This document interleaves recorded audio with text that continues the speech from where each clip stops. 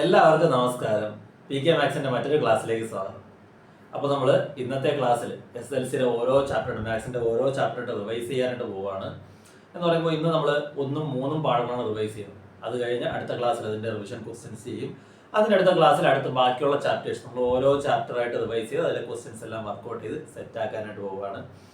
അപ്പോൾ ഇതുവരെ പഠിച്ചു കഴിഞ്ഞവർക്ക്, അതായത് എല്ലാ ടോപ്പിക്കൊക്കെ അത്യാവശ്യം അറിയാം, എല്ലാ ചാപ്റ്ററൊക്കെ അത്യാവശ്യം അറിയാമെന്നുള്ളവർക്ക് ഒരു റിവിഷന് വേണ്ടിയിട്ടും, അതുപോലെ തന്നെ ഇനി ഒന്നും പഠിച്ചിട്ടില്ല എന്നുള്ളവർക്ക് പാഠങ്ങൾ ഒന്നേന്ന് പഠിക്കാനും വേണ്ടി ഉപയോഗിക്കാം. കാര്യങ്ങൾ പറ്റുന്ന രീതിയിൽ ഏറ്റവും സിമ്പിളായിട്ടാണ് അവതരിപ്പിക്കാൻ ശ്രമിക്കുന്നത്.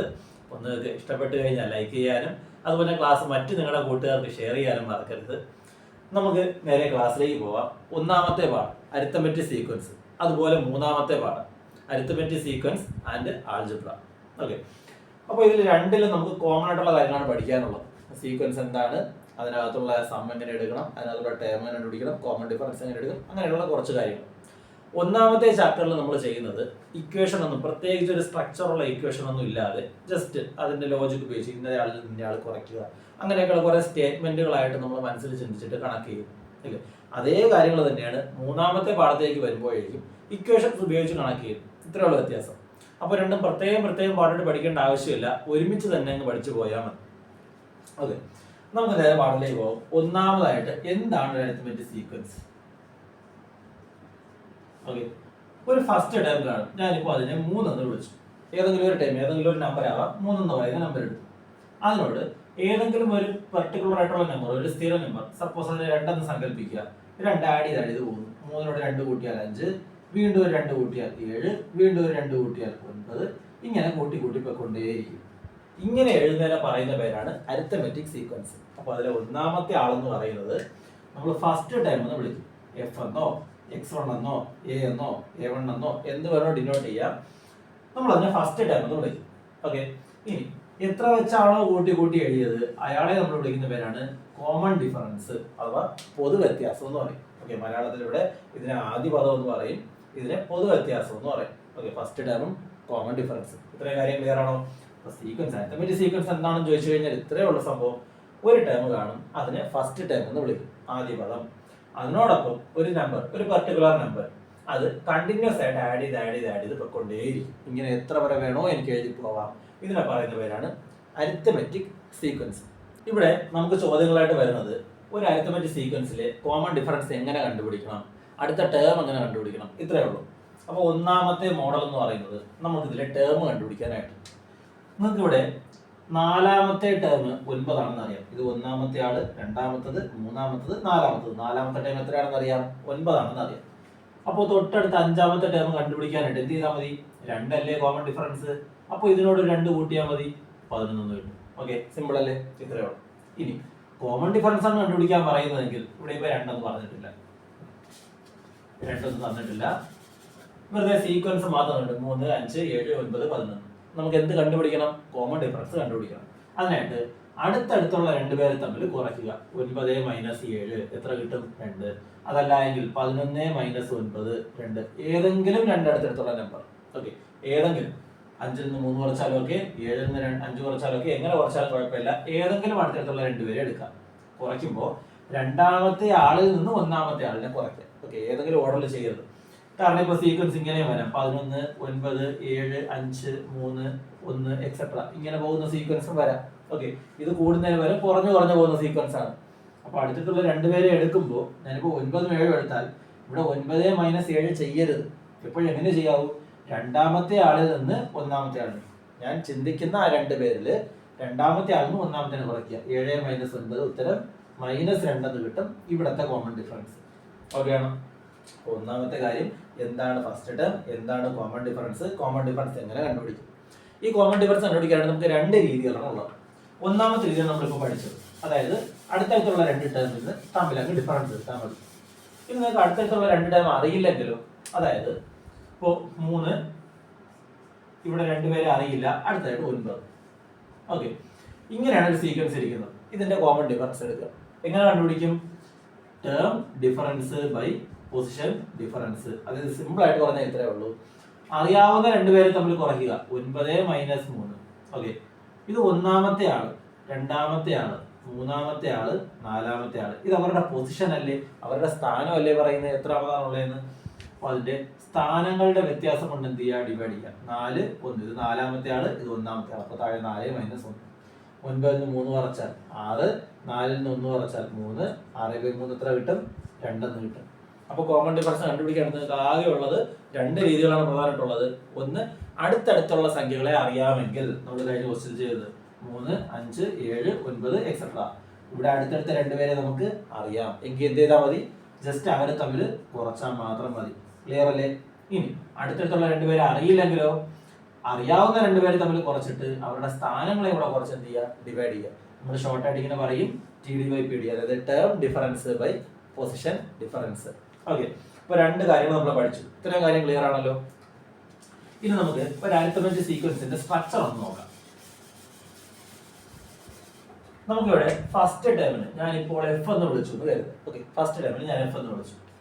അതിനോട് ഞാനൊരു കോമൺ ഡിഫറൻസ് ആഡ് ചെയ്യും ഇല്ലേ, അതായത് രണ്ടാമത്തെ ടേം F+D എന്ന് കിട്ടും. ആദ്യത്തെ ടേമായ എഫിനോട് ഒരു ഡി ആഡ് ചെയ്തു.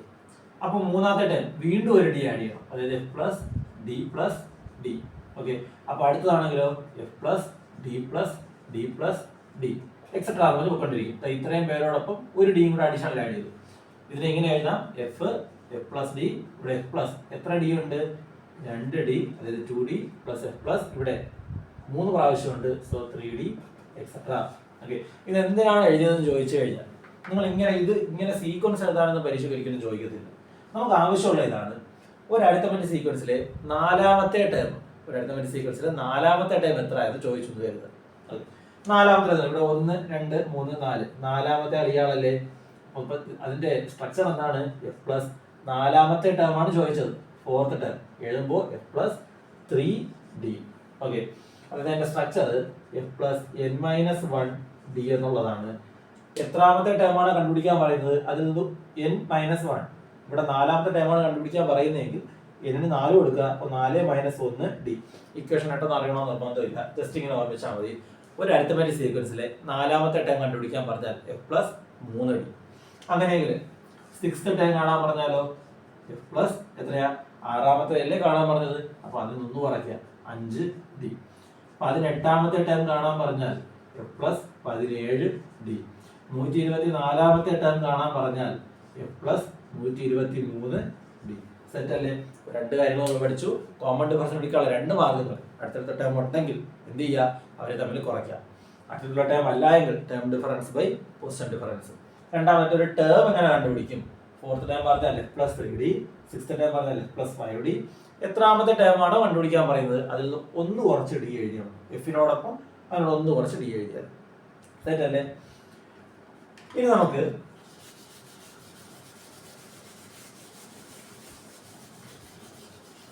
കുറച്ച് പ്രോപ്പർട്ടീസ്, ഒരു അരിത്മെറ്റിക് സീക്വൻസിന്റെ കുറച്ച് പ്രോപ്പർട്ടീസ്, അതായത് സമ്മുമായിട്ട് ബന്ധപ്പെട്ട കുറച്ച് പ്രോപ്പർട്ടീസ് ആണ്. ഇക്വേഷൻ ഒന്നും ഉപയോഗിക്കാത്ത സമ്മാണ്. സമ്മിന് നമുക്ക് പ്രധാനമായിട്ടും 3 കാറ്റഗറി ആയിട്ട് തിരിക്കാം.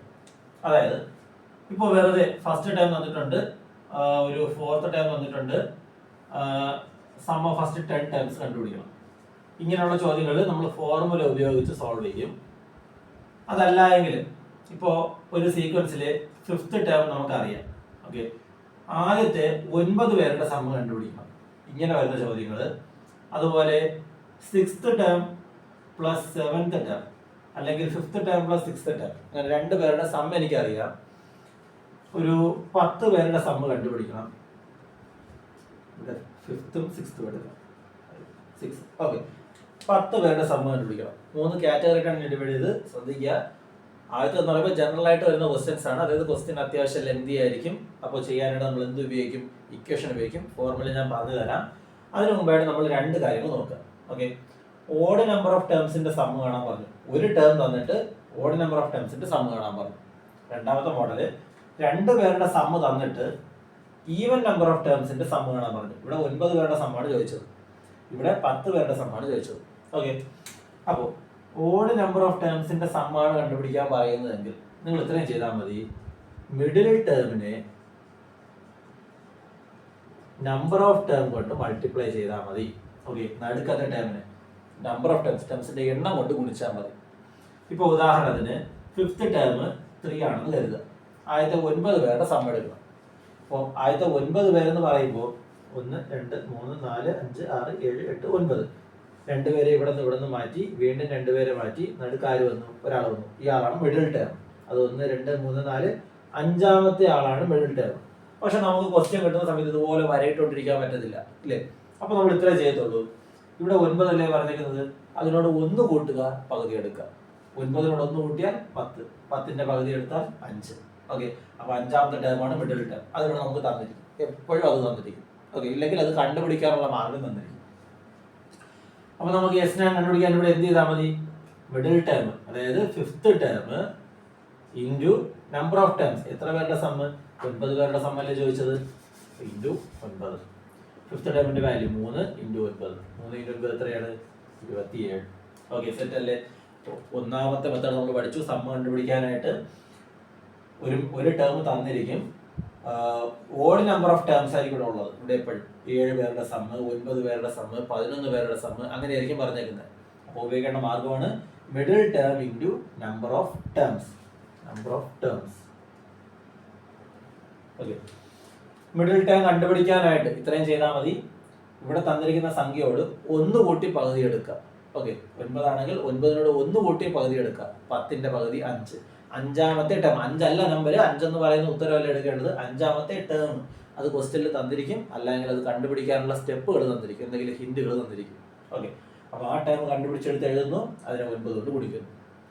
ഇനി രണ്ടാമത്തെ മാർഗം, 2 പേരുടെ സം തന്നിരിക്കും. ഇവിടെ നമുക്ക് ചോദിക്കുന്നത് എപ്പോഴും ഈവൻ ടേംസിന്റെ സം ആയിരിക്കും. ഓക്കെ, ആദ്യത്തെ 10 പേരുടെ സം.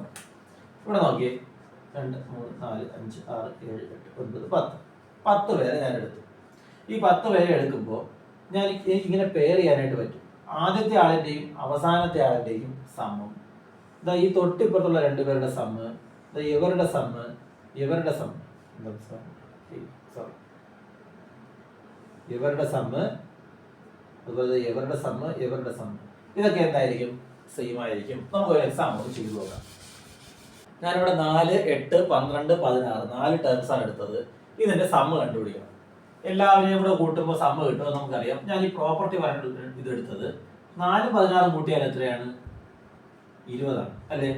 ഈ 8 12 കൂട്ടിയാലോ 20 ആണ്. അതായത് അറ്റങ്ങളിൽ നിന്ന് ഇങ്ങനെ ഇങ്ങനെ ഓരോരുത്തരായിട്ട് നമ്മൾ എടുക്കുമ്പോൾ അവിടെ അങ്ങറ്റത്തുനിന്ന് ഒരാൾ, ഇങ്ങനത്തുനിന്ന് ഒരാൾ, അങ്ങനെ പെയർ ചെയ്ത് വന്നു കഴിഞ്ഞാൽ സം എപ്പോഴും എന്തായിരിക്കും? സെയിം ആയിരിക്കും. ഇവിടെ 4ന്റെ കോമൺ ഡിഫറൻസ് തൊട്ടത്തെ ടൈം 20 ആയിരിക്കും, തൊട്ടത്തെ ടൈം 0 ആയിരിക്കും. അവർ തമ്മിൽ ആഡ് ചെയ്താൽ എത്ര തന്നെ കിട്ടും? 20 തന്നെ കിട്ടും. ഓക്കെ, അപ്പോൾ ഈ പ്രോപ്പർട്ടിയാണ് ഈവൻ നമ്പർ ഓഫ് ടേംസിന്റെ സമ്മ് കാണാൻ പറഞ്ഞാൽ നമ്മൾ ഉപയോഗിക്കേണ്ടത്. 5th ടേമിന്റെയും 6th ടേമിന്റെയും സമ്മ് 30 ആണ്. ഓക്കെ, അങ്ങനെയെങ്കിൽ എസ് 10 ആദ്യത്തെ 10 പേരുടെ സമ്മ് കണ്ടുപിടിക്കണം. നമുക്ക് നോക്കാം. 1st 2nd 3rd 4th 5th 6th 7th 8th 9th 10th. Okay, ഇതെല്ലാം ടേം ആണ് എഴുതിയത്.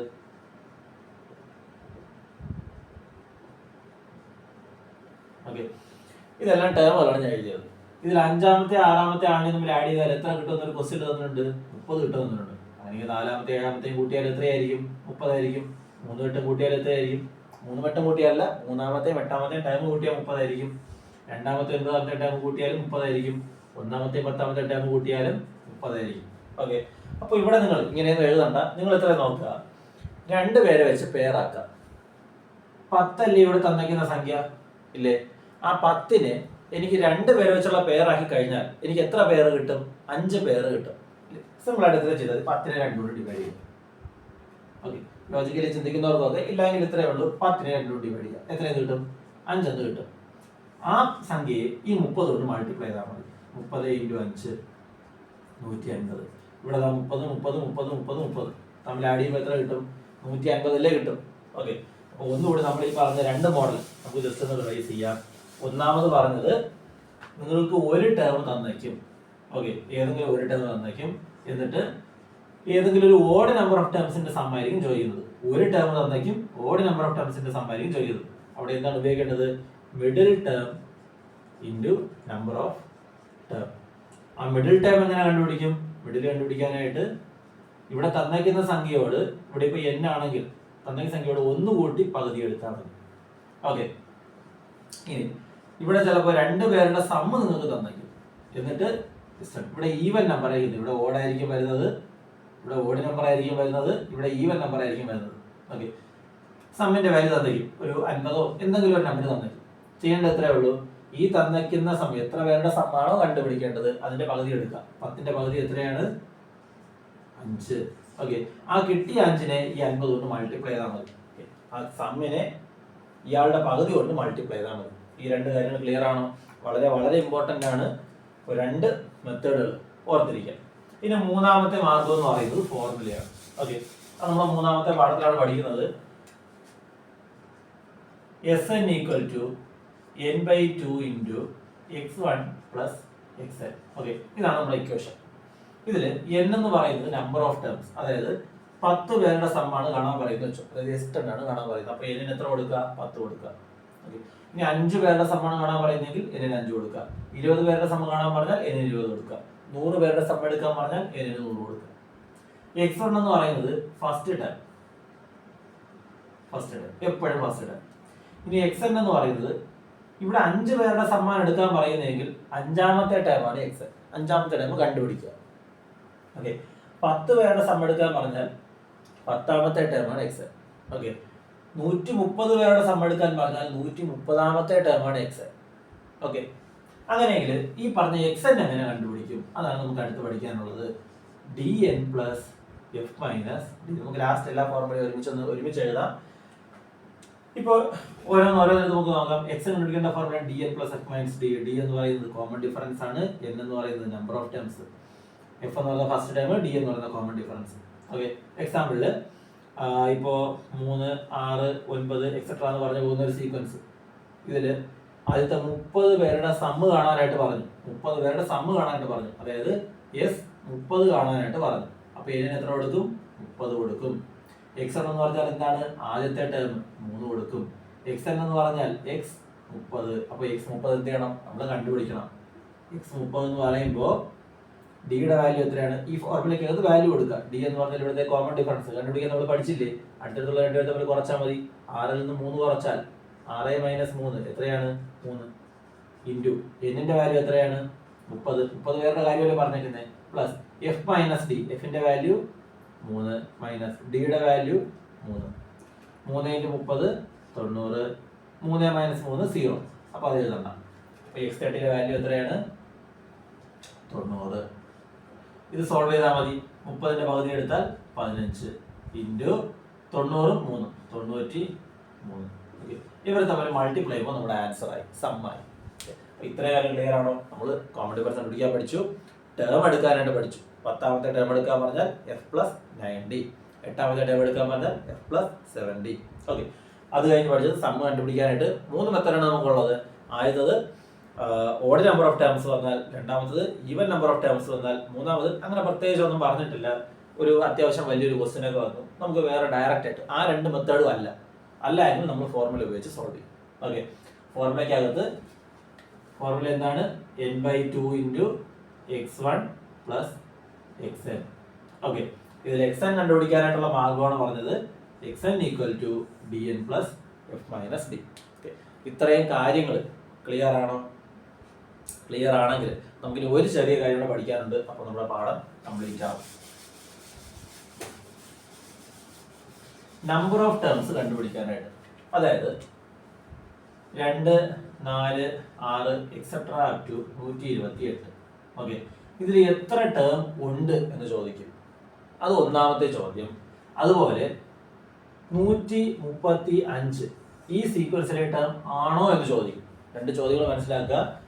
2 മുതൽ 128 വരെ ഇത്രയും ആൾക്കാരുണ്ട്. ഇതിൽ എത്ര ടേം ഉണ്ട്? ഇതിനിടയിൽ കുറെ ആൾക്കാരുണ്ടല്ലോ, അപ്പൊ എത്ര പേരുണ്ട് എന്ന് ചോദിക്കും. അതും ഒരു ചോദ്യം.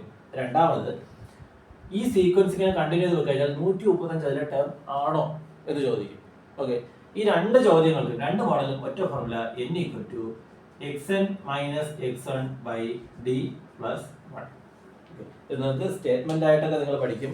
അവസാനത്തിൽ നിന്ന് ആദ്യത്തെ കുറയ്ക്കുക, കോമൺ ഡിഫറൻസ് ഡിവൈഡ് ചെയ്യുക, 1 കൂട്ടുക, ഇങ്ങനെ സ്റ്റേറ്റ്മെന്റ് ആയിട്ടൊക്കെ പഠിക്കാറുണ്ട്. ജസ്റ്റ് ഇതിനെ ഓർമ്മിച്ചാൽ മതി. xn minus x1 by D plus 1. xn എന്ന് പറഞ്ഞാൽ ലാസ്റ്റ് ടേം, x1 എന്ന് പറഞ്ഞാൽ ഫസ്റ്റ് ടേം, കോമൺ ഡി എന്ന് പറഞ്ഞാൽ ഡിഫറൻസ്, കോമൺ ഡിഫറൻസ്, 1 കൂട്ടുക. ഓക്കെ, ഈ 1 എവിടെയാണ്? ഡിവൈഡിന് വെളിയിലാണ് കിടക്കുന്നത്. ഈ ചില കുട്ടികളൊക്കെ പെട്ടെന്ന് എഴുതുമ്പോൾ ഇങ്ങനെ എഴുതാറുണ്ട്, അത് തെറ്റാണ്. ഓക്കെ, ഇവരെ ഇത്രയും സോൾവ് ചെയ്താൽ കിട്ടിയ ഉത്തരത്തിന് ശേഷമേ എന്ത് ചെയ്യാവൂ, ഒന്ന് കൊടുക്കാം. നമുക്ക് ഈ ക്വസ്റ്റ്യൻസ് രണ്ടും ചെയ്തു നോക്കാം. ആദ്യം ഇതിനകത്ത് എത്ര ടേം ഉണ്ട്? എക്സ് എന്നായിട്ട് ആരെ എടുക്കും? 128 മൈനസ് എക്സ് വൺ ആരാണ്? 2 ഡിവൈഡ് ബൈ കോമൺ ഡിഫറൻസ് കാണുമ്പോൾ തന്നെ അറിയാം എത്ര വെച്ചാണ് കൂടുന്നത്? 2 വെച്ച് പ്ലസ് 1. 128 2 കുറച്ചാൽ 126/2 പ്ലസ് 1. 126ന്റെ പകുതി 63 പ്ലസ് 1 64. അപ്പൊ ഇതിൽ എത്ര ടേം ഉണ്ട്? 64 ടേം ഉണ്ട്. ഓക്കെ. ഇനി രണ്ടാമത്തെ ചോദ്യം, 135 ഇതിലെ ടേം ആണോ? അവിടെയും ഫോർമുല ഇത് തന്നെ, n ഈക്വൽ ടു എക്സലിന് പകരം ആരെ എടുക്കുക? 135 എടുക്കുക മൈനസ് എക്സലിന് പകരം ആരെ എടുത്തു? 2 ഡിവൈഡ് ബൈ കോമൺ ഡിഫറൻസ് എത്രയാണ്? 2 പ്ലസ് 1. 135 2 പോയാൽ 133 ഡിവൈഡ് ബൈ 2 പ്ലസ് 1. ഇവിടെ 133 2 കൊണ്ട് കംപ്ലീറ്റ് ആയിട്ട് ഡിവൈഡ് ചെയ്യാൻ പറ്റും. ഡെസിമൽ വരാൻ പാടില്ല, പോയിന്റ് വരാൻ പാടില്ല. പോയിന്റ് വരാതെ ഡിവൈഡ് ചെയ്യാൻ പറ്റുമോ എന്ന് നോക്കുക. പറ്റില്ല എങ്കിൽ ഈ 135 എന്തല്ല? ഈ സീക്വൻസിലെ ടേം അല്ല. ബാക്കി ചെയ്യേണ്ട, ചെയ്ത സമയം കളയണമെന്നില്ല. 130നെ 2 കൊണ്ട് ഡിവൈഡ് ചെയ്യാൻ പറ്റത്തില്ല. ഇതൊരു ഓഡ് നമ്പറാണ്, ഓഡ് നമ്പറിനെ 2 കൊണ്ട് ഡിവൈഡ് ചെയ്യാൻ പറ്റത്തില്ല. അപ്പൊ എന്തല്ല? 135 ടേം അല്ല. ഇത്രയേ ഉള്ളൂ. ഓക്കെ. അപ്പൊ ഇത്രയുമാണ് നമ്മുടെ ഈ ചാപ്റ്ററിൽ മൊത്തത്തിലുള്ളത്. അങ്ങനെ ക്വിക്കായിട്ട് മൊത്തത്തിലൊന്ന് പറയാം.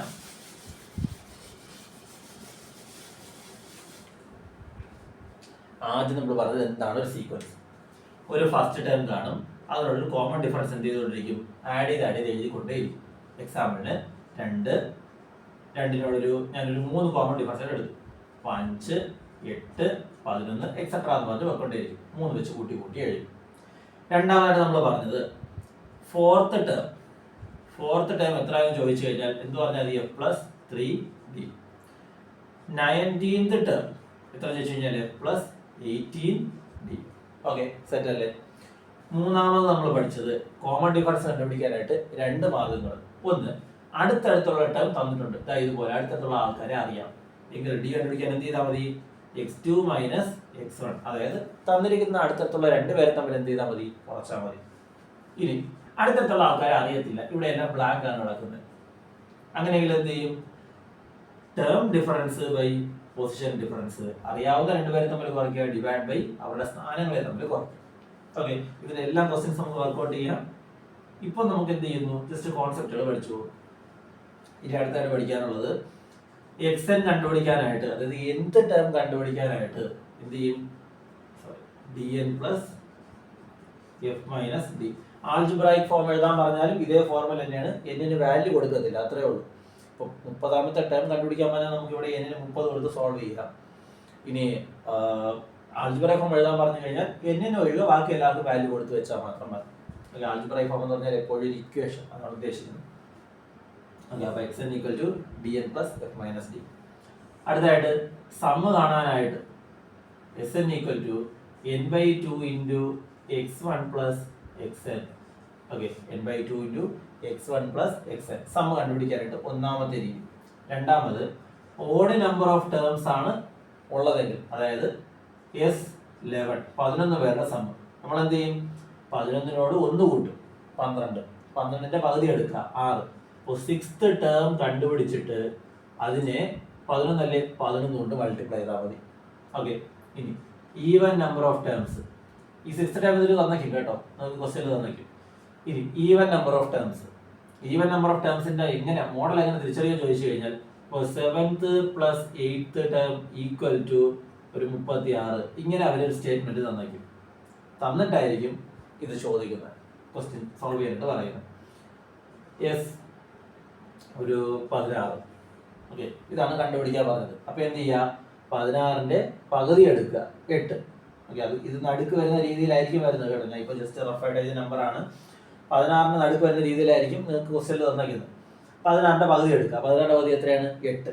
ആ കിട്ടിയ 8നെ 16ന്റെ പകുതിയായ 8നെ ഇതാ ഈ 36 കൊണ്ട് എന്ത് ചെയ്താൽ മതി? മൾട്ടിപ്ലൈ ചെയ്താൽ മതി, നിങ്ങൾക്കുള്ള സമ്മായി. ഓക്കെ, ഇനി ഏറ്റവും ലാസ്റ്റ് ആയിട്ടുള്ളത് നമ്പർ ഓഫ് ടേംസ് കണ്ടുപിടിക്കാൻ പറഞ്ഞാലും ഒരാൾ ഈ സീക്വൻസിലുള്ള ടേം ആണോ എന്ന് ചെക്ക് ചെയ്യാൻ പറഞ്ഞാലും ഒറ്റ formula xn minus x1 by d plus 1. അവസാനത്തെ ആദ്യത്തെ കുറയ്ക്കുക, കോമൺ ഡിഫറൻസ് കൊണ്ട് ഡിവൈഡ് ചെയ്യുക, 1 കൂട്ടുക. ഒരേ കൂടി അവസാനത്തെ ആദ്യത്തെ കുറയ്ക്കുക, കോമൺ ഡിഫറൻസ് കൊണ്ട് ഡിവൈഡ് ചെയ്യുക, 1 കൂട്ടുക. ഓക്കെ, ഇത്രയും കാര്യങ്ങളാണ് നമുക്കുള്ളത്. പിന്നെ ക്വസ്റ്റ്യന്റെ ചോദ്യം ചോദിക്കുന്ന രീതി അനുസരിച്ച് നമുക്ക് കോൺസെപ്റ്റുകൾ ഇത്രയേ ഉള്ളൂ. നമുക്ക് ചോദ്യം ചോദിക്കുന്ന രീതി അനുസരിച്ച് ഈ കോൺസെപ്റ്റുകളെ പല രീതിയിൽ മാറ്റിയും തിരിച്ചു അപ്ലൈ ചെയ്യേണ്ടതായിട്ട് വരും. പിന്നെ ഒരു കാര്യം ഞാൻ ചെറുതായിട്ട് പറയാൻ വിട്ടുപോയി. നമുക്ക്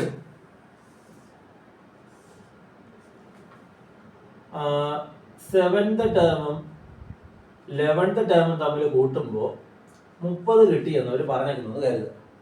അങ്ങനെയെങ്കിൽ ഒരു സെക്കൻഡ് ടേമും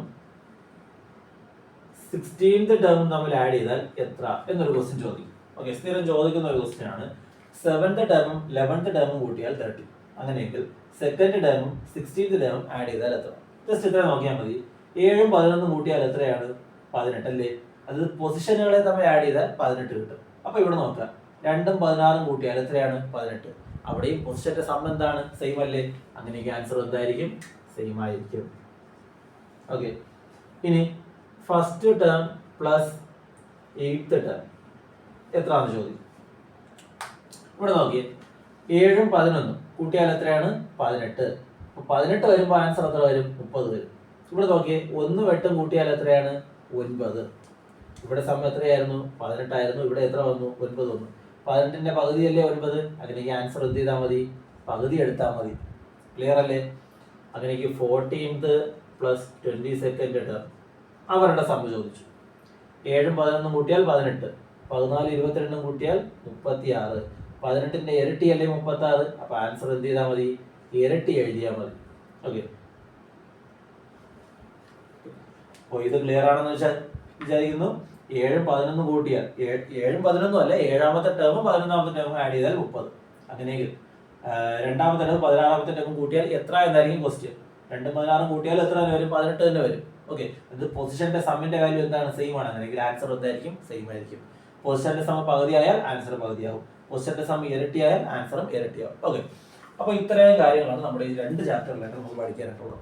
അപ്പോൾ ഈ പറഞ്ഞ കാര്യങ്ങൾ എല്ലാവർക്കും മനസ്സിലായെന്ന് വിശ്വസിക്കുന്നു. എന്തെങ്കിലുമൊക്കെ എന്തെങ്കിലും രീതികൾ, അതായത് നിങ്ങൾക്ക് വീണ്ടും എന്തെങ്കിലുമൊക്കെ പറയണമെന്നുണ്ടെങ്കിലോ, അതായത് ഏതെങ്കിലുമൊക്കെ ടോപ്പിക്ക് മീൻസ് ഞാൻ ഉദ്ദേശിച്ചത് ഈ പറഞ്ഞതിനകത്ത് ഏതെങ്കിലും കാര്യങ്ങൾ ക്ലിയർ ആയില്ല എന്നുണ്ടെങ്കിൽ അത് ജസ്റ്റ് വീഡിയോ താഴെ കമന്റ് ചെയ്താൽ മതി. അടുത്ത ക്ലാസ് എടുക്കുന്ന സമയത്ത് അതും കൂടെ ജസ്റ്റ് ഒന്ന് ക്ലിയർ ചെയ്ത് പോകുന്നതായിരിക്കും. ഈ ചാപ്റ്ററിലെ ക്വസ്റ്റ്യൻസ്, റിവിഷൻ ക്വസ്റ്റ്യൻസ് നമുക്ക് ചെയ്യാം. നമുക്കത് അടുത്ത ക്ലാസ് ആയിട്ട് ചെയ്യാം. അപ്പോൾ മറ്റൊരു ക്ലാസ്സിൽ വീണ്ടും കണ്ടുമുട്ടാം. Thank you.